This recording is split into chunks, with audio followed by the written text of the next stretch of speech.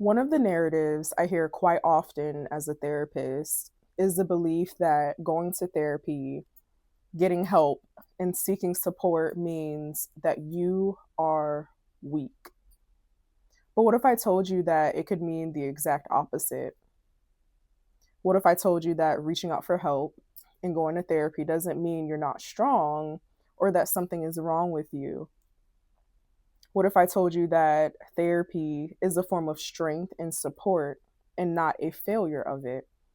In the same way that you don't wait for your car to break down before getting it maintenance, why not treat yourself with the same care and compassion? Therapy can be maintenance and not always a last resort. And what if I told you that being strong doesn't mean you have to carry everything alone? And it makes me wonder how many people are suffering in silence, how many people are coping alone, how many people are trying to get through by themselves rather than reaching out for help?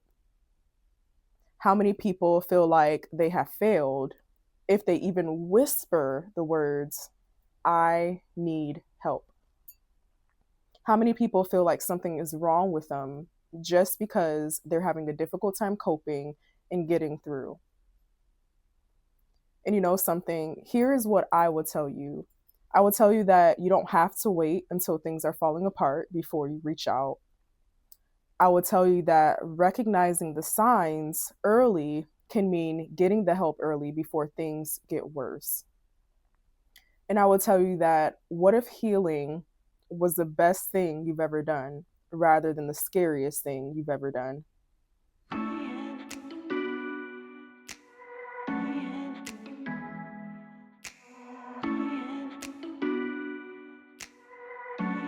Hi, my name is Taylor May, and I'm a licensed clinical social worker in the state of Florida.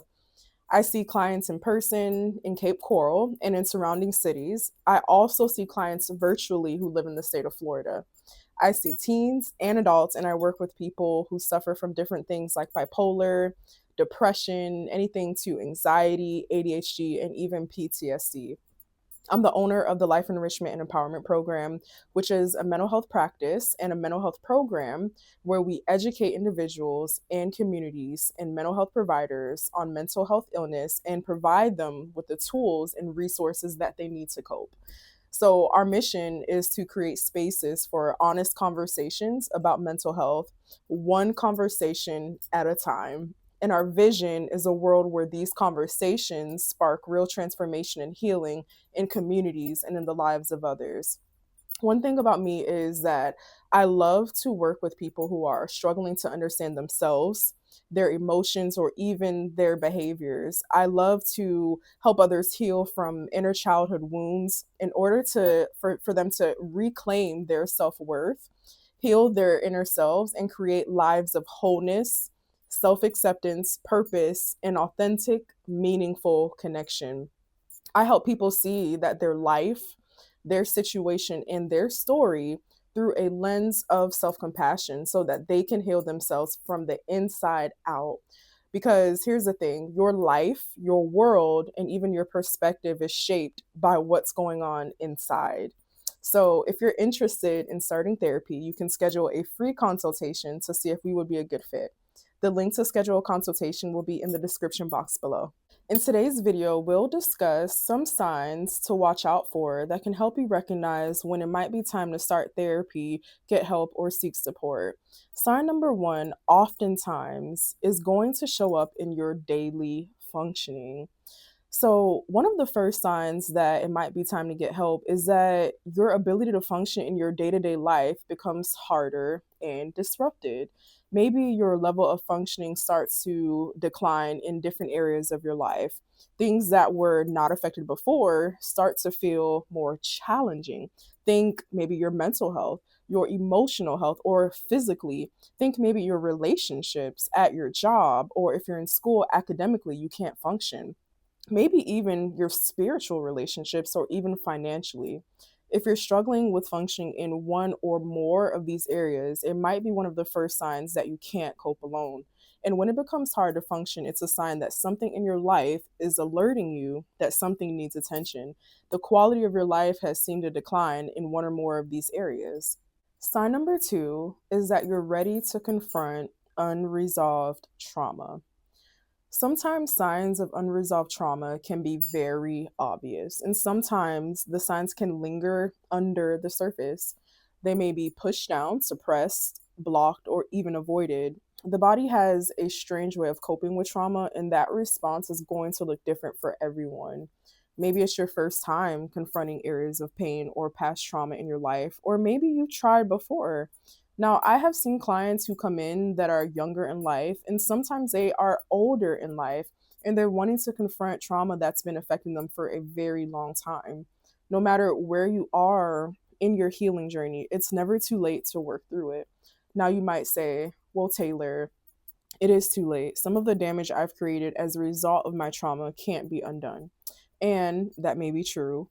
Maybe you can't undo certain things, but you can learn how to move forward and you don't have to stay stuck. Sign number three is that you're navigating a difficult life situation or event. There are times when life will shake you to the core and you don't know how you're going to cope or get through it. Maybe you're going through a difficult relationship, trying to heal from a breakup. Maybe you're coping with loss or grieving. Maybe you want help with handling work stress. Sometimes life will throw situations or events that are beyond your ability to get through it alone, and you don't have to go through it by yourself. Sign number four is that maybe the people close to you have expressed concern. How many of you know that sometimes we have areas in our life that we know we struggle with? And sometimes we have blind areas in our life that we don't know we struggle with. And it takes another person, sometimes the people close to us, to show us that we have those blind areas. If someone close to you has encouraged you to talk to someone and you keep ignoring it or pushing it away, it doesn't mean that something is wrong with you. It's because they care enough about you and your well being. They want you to be healthy and they want you to feel better. Sometimes the people close to you can notice the signs that you're struggling before you even do. Sign number five is growth and self discovery. Remember when I said that you don't have to always wait to go to therapy as a last resort? Maybe you want to understand yourself better. Maybe you want to just grow and improve as a person or learn coping skills. You might want to learn how to manage stress better, improve your relationships, or communicate better.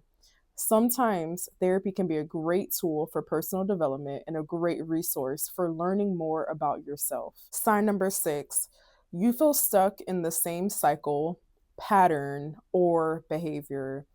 If you find yourself engaging in certain cycles or repeating the same habits or behaviors that feel difficult to break, talking to a professional can help you understand why and give you the tools and resources you need to create healthier behaviors. When certain patterns begin to disrupt your life and feel difficult to break, sometimes admitting that you need help in that area is the first step to creating lasting change. So, you see, there are so many different reasons why you might want to reach out to talk to a therapist. And these are just a few. Hopefully, after hearing some of these reasons, you see that you are not alone. If this resonated with you, comment below some of the reasons someone might be considering therapy. Also, if you like this video, join the waitlist for early access to my workbook, Therapy Starter Guide, a guide to beginning therapy, which is your go to guide for everything you need to know about starting therapy. In this guide, I also have an assessment that goes along with this video that you can take to identify which of the 6 areas therapy can help you with. Thank you for watching this video, and don't forget to click subscribe so you can be notified for more videos.